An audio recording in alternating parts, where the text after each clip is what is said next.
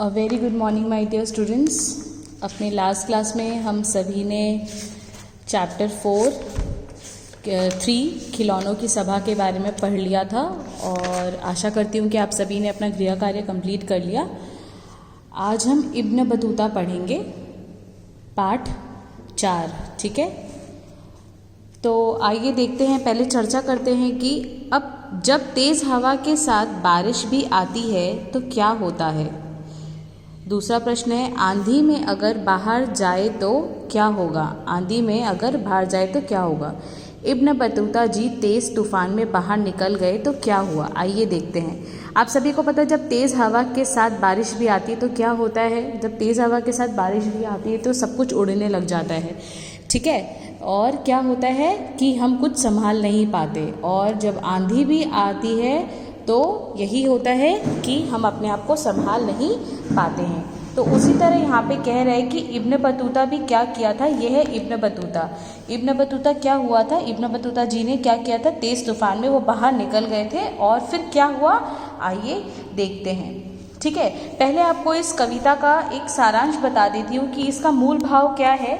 इसका मूल भाव यह है कि यह मज़ेदार कविता एक ऐसे व्यक्ति के बारे में है, यानी कि इनके बारे में, एक ऐसे व्यक्ति के बारे में है जो तेज़ तूफान में घूमने निकल पड़े। इन्होंने क्या किया, यह तेज़ तूफान में घूमने निकल पड़े। तूफान इतना तेज़ था कि उनके नाक और कान में हवा घुसी जा रही थी। तेज़ हवा के कारण उनके पैरों से जूता जो था वह निकलकर कहीं दूर उड़ गया। आप देख सकते हैं कि इस तरह दूर उड़ गया और इतना दूर उड़ा कि जापान में जा पहुंचा।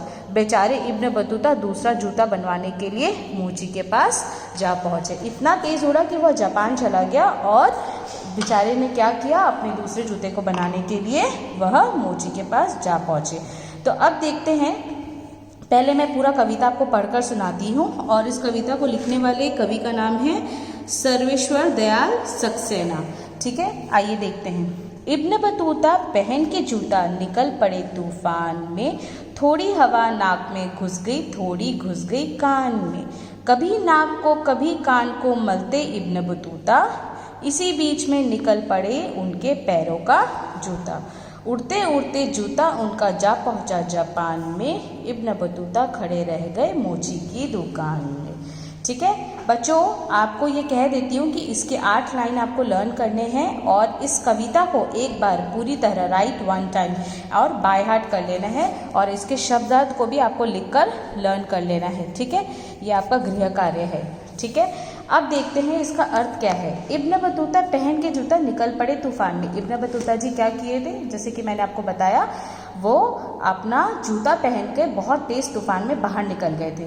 थोड़ी हवा नाक में घुस गई, थोड़ी घुस गई कान में। इतना तेज़ हवा चल रहा था कि थोड़ा सा हवा उनके नाक में घुस गया और थोड़ा उनके कान में घुस गया। और ऐसा आपके साथ भी होता होगा कि अगर आप अपने नाक और कान में जब आपके हवा घुस जाता है तो आप अपने दोनों हाथों से उसे ऐसे ऐसे करके मसलते हैं ताकि वो हवा का किसी भी तरह से बाहर निकल सके, क्योंकि आपके पूरे नाक और कान में क्या होता है, खुजली सी मच जाती है। ठीक है, फिर क्या होता है, तो उसी तरह उनके भी नाक और कान में खुजली मच गई थी।